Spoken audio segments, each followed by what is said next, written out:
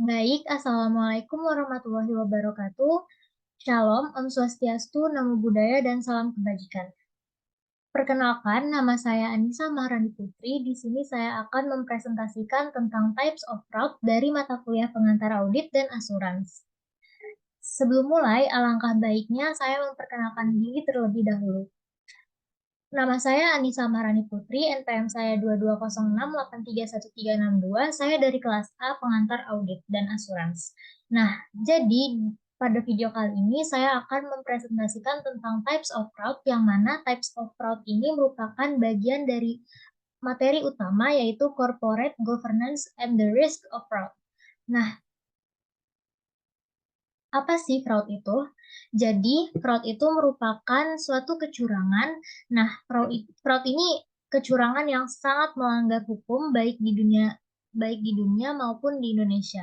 Nah, biasanya orang yang melakukan fraud ini memiliki tujuan tertentu untuk dan melakukannya secara sengaja. Nah, tindakan fraud ini sangat merugikan masyarakat baik dari segi material ataupun non-material.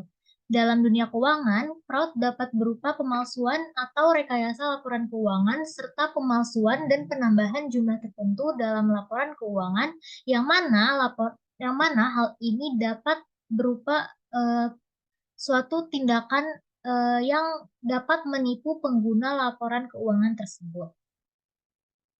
Nah, selanjutnya ada fraud triangle. Nah, fraud triangle atau segitiga fraud ini adalah hal-hal apa saja sih yang dapat mendorong seseorang itu melakukan fraud, atau eh, faktor-faktor apa aja sih yang bisa orang-orang itu melakukan fraud. Nah, jadi yang pertama itu ada opportunity atau kesempatan, yang kedua ada pressure atau tekanan, dan yang ketiga ada rationalization. Nah, yang pertama, saya akan membahas tentang opportunity atau kesempatan. Nah, fraud ini merupakan kecurangan, yang mana fraud ini juga merupakan tindakan kejahatan sama seperti tindakan kejahatan yang lainnya gitu. Nah, fraud ini juga muncul karena adanya kesempatan, misalnya karena kekurangan dalam melakukan pengawasan internal, lemahnya kebijakan hukum atau sanksi, dan penyalahgunaan jabatan bagi pihak tertentu. Yang kedua ada pressure atau tekanan. Setelah adanya kesempatan, maka timbul nih adanya tekanan. Eh, Tekanan yang dimaksud itu merupakan dorongan emosional secara internal maupun eksternal. Contohnya kayak adanya tekanan dalam konteks ekonomi dan membuat seseorang atau pihak tertentu itu melakukan fraud. Orang yang melakukan kecurangan ini berpikir kalau misalnya mereka itu melakukan fraud adalah kunci dari jalan keluar masalah yang mereka punya. Nah, yang ketiga ada rationalization atau pembenaran. Setelah pelaku fraud melakukan kecurangan, pelaku tersebut akan melakukan pembelaan atau pembenaran atas apa yang mereka udah lakuin gitu. Nah, mereka juga menganggap kalau apa yang telah mereka buat itu adalah hal yang lumrah gitu. Selanjutnya, saya akan menjelaskan tentang jenis-jenis dari fraud. Jadi ada tiga jenis fraud. Yang pertama ada corruption, yang ketiga ada aset misappropriation, dan yang ketiga ada fraudulent statement. Nah, yang pertama saya akan membahas tentang corruption atau biasanya kita sebut korupsi. Pasti kita semua udah tahu dong apa itu korupsi. Jadi korupsi itu merupakan tindakan yang berpengaruh terhadap transaksi bisnis yang bertujuan untuk memperkaya diri ataupun orang lain. Korupsi ini juga dilakukan dengan cara berupa penyuapan, penyalahgunaan informasi, atau juga pemerasan kepada pihak tertentu. Indonesia menjadi salah satu negara nih yang kasus korupsinya itu banyak. Korupsi menjadi kejahatan yang berwujud kebohongan atau penipuan, dan biasanya korupsi ini melibatkan pejabat yang memiliki kekuasaan tertentu. Ada beberapa jenis korupsi. Yang pertama ada korupsi politik. Jadi terjadi di sektor politik, termasuk suap untuk mendapatkan dukungan politik, pemilihan umum yang dilakukan secara curang, atau penggunaan kekuasaan politik untuk keuntungan pribadi. Yang kedua ada korupsi administratif. Korupsi ini melibatkan penyalahgunaan kekuasaan dalam pelaksanaan tugas-tugas administratif seperti pungutan liar atau penyuapan untuk mempercepat suatu proses administrasi. Nah, yang ketiga ada korupsi bisnis. Korupsi bisnis ini terjadi di dalam lingkungan bisnis, misalnya kayak dalam bentuk penyuapan untuk memenangkan suatu kontrak, terus penggelapan aset perusahaan, atau melakukan penipuan pada laporan keuangan. Nah, yang keempat ada korupsi sosial. Nah, korupsi ini melibatkan perilaku korupsi dalam kehidupan sehari-hari.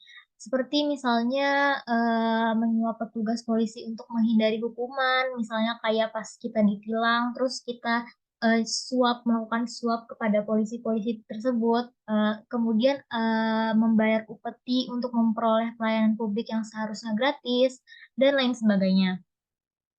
Nah, selanjutnya ada dampak korupsi. Dampak korupsi yang pertama itu bisa merusak kepercayaan, yang kedua pemborosan sumber daya, yang ketiga ketidakadilan dan kemiskinan. Nah, yang kelima ada gangguan pembangunan, dan yang terakhir ada meningkatkan kejahatan. Yang ketiga ada penyebab korupsi. Nah, penyebab korupsi ini yang pertama dilihat dari budaya dan etika. Nah, faktor budaya yang toleran itu eh, faktor budaya yang toleran terhadap korupsi dan norma sosial yang merendahkan integritas dapat menjadi penyebab korupsi. Nah, yang kedua ada lemahnya sistem hukum. Nah, lemahnya sistem hukum ini menjadi suatu penyebab terjadinya korupsi karena kurangnya transparansi dan ketidakadilan dalam sistem hukum dapat memperkuat praktik korupsi tersebut. Yang ketiga ada kemiskinan dan kesenjangan sosial. Nah, hal tersebut juga dapat menyebabkan korupsi karena adanya ketimpangan sosial dan ekonomi yang tinggi dan juga ketidakadilan dalam suatu kegiatan distribusi. Selanjutnya eh, ada aset misappropriation. Jadi aset misappropriation itu merupakan eh, istilah yang digunakan untuk menggambarkan suatu tindakan yang melibatkan penggelapan atau penyalahgunaan aset perusahaan oleh individu atau kelompok tertentu, dan hal ini juga termasuk penyalahgunaan data seperti dana, properti, atau sumber daya lainnya secara tidak sah untuk keuntungan pribadi. Jenis-jenisnya yaitu yang pertama ada penyembunyian pendapatan. Nah, suatu pihak menggunakan berbagai cara untuk menyembunyikan pendapatan yang mereka peroleh dari aktivitas yang nggak sah dan melaporkannya dengan angka yang lebih rendah sehingga mereka dapat menggelapkan uang yang seharusnya menjadi milik perusahaan. Yang kedua ada pencurian aset fisik. Nah, ini melibatkan pencurian atau penggelapan aset fisik milik perusahaan seperti inventory, peralatan, atau barang lain yang dapat dijual kembali. Yang ketiga ada pemalsuan atau manipulasi pembayaran. Individu atau kelompok atau pihak-pihak tertentu menciptakan atau memanipulasi pembayaran palsu atau tidak sah untuk menggelapkan dana perusahaan. Eh, Misalnya kayak memasukkan cek, pengubahan dokumen pembayaran, atau memanipulasi sistem pembayaran elektronik. Yang keempat, ada pencurian data atau informasi. Nah, di era digital ini, aset misappropriation juga melibatkan pencurian atau penyalahgunaan data atau informasi perusahaan seperti rahasia dagang, basis data pelanggan, atau informasi keuangan yang dapat memberikan keuntungan bagi pelaku. Nah, yang kedua ada dampak dari aset misappropriation. Yang pertama ada kerugian keuangan, yang kedua ada hilangnya kepercayaan, yang ketiga ada gangguan operasional, yang keempat ada efek negatif pada karyawan, yang kelima ada implikasi hukum.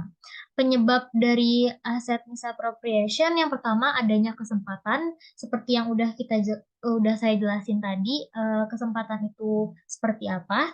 Nah, yang kedua ada keuangan pribadi yang sulit, yang mana kayak beban keuangan pribadi pada seseorang itu berat gitu. Nah, jadi mereka mengalami kesulitan keuangan tertentu yang dapat mendorong seseorang untuk melakukan aset misappropriation ini sebagai cara untuk memperbaiki keadaan finansial mereka. Yang ketiga ada ketidakpuasan atau ketidakadilan. Nah, ini merupakan perasaan atas ketidakpuasan atau ketidakadilan terhadap perusahaan atau manajemen pihak tertentu. Nah, yang ketiga, selanjutnya ada fraudulent statement. Fraudulent statement itu apa sih?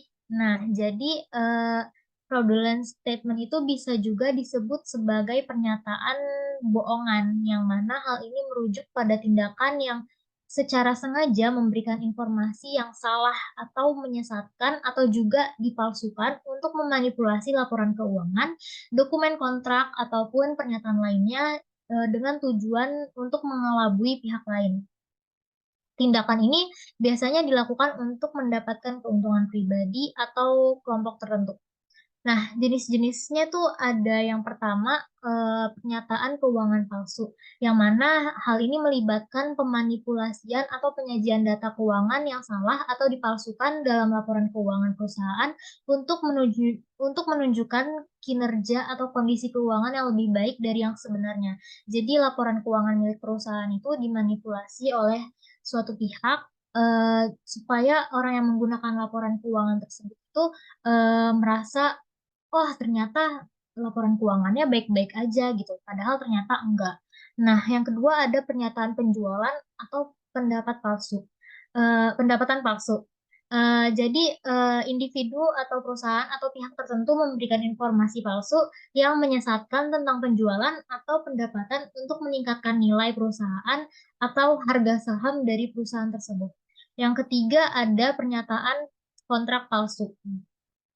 Pihak yang terlibat dalam penipuan penyajian pernyataan palsu itu eh, mereka menyesatkan dalam dokumen kontrak termasuk kesempatan bisnis atau perjanjian keuangan untuk memperoleh keuntungan yang seharusnya nggak pantas mereka dapetin gitu. Yang keempat ada pernyataan asuransi palsu.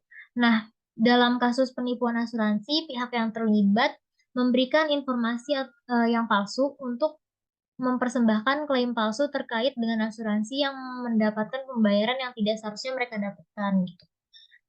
Kemudian ada dampak dari fraudulent statement. Yang pertama adanya kerugian keuangan, yang kedua adanya kehilangan kepercayaan. Yang ketiga tentunya ada implikasi hukum terhadap pelaku penipuan pernyataan yang menghadapi konsekuensi hukum, termasuk sanksi-sanksi pidana serta tuntutan-tuntutan perdata. Yang keempat, ada kerugian bagi pihak terlibat. Jadi pihak yang menjadi korban penipuan pernyataan dapat mengalami kerugian finansial, kerugian reputasi, atau kerugian lainnya yang berdampak negatif pada bisnis atau keuangan mereka. Nah, penyebabnya dari fraudulent statement. Yang pertama itu niat untuk mendapatkan keuntungan pribadi. Nah, penyebab utama penipuan pernyataan ini adalah niatnya individu atau kelompok atau pihak tertentu untuk mendapatkan keuntungan finansial atau keuntungan pribadi lainnya dengan cara yang tidak sah. Nah, yang kedua ada tekanan keuangan atau prestasi. Nah, tekanan keuangan ini eh, atau tekanan untuk mencapai target kinerja yang tinggi dapat mendorong individu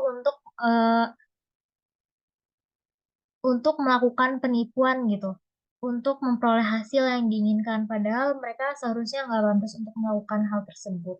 Nah, yang ketiga, adanya kesempatan seperti yang udah dijelaskan sebelumnya di fraud triangle.